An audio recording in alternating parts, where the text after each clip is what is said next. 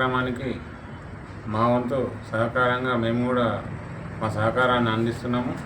వారి కోరిక అయిన ఏబిసిడి వర్గీకరణను ఇమీడియట్లీ మన రేవంత్ రెడ్డి గారు నిన్న అసెంబ్లీలో కూడా మామూలుగా అసెంబ్లీలో చర్చ చేయడం జరిగింది. త్వరలో దాన్ని బిల్లు రూపంగా కూడా చేసి కేంద్ర ప్రభుత్వానికి పంపాలనే యోచనలో బీసీ జనాభా శాతాన్ని మరియు ఎస్సీ వర్గీకరణని రెండు కూడా చిత్తశుద్ధితోటి వారు దాని గురించి ప్రయత్నం చేస్తున్నారు.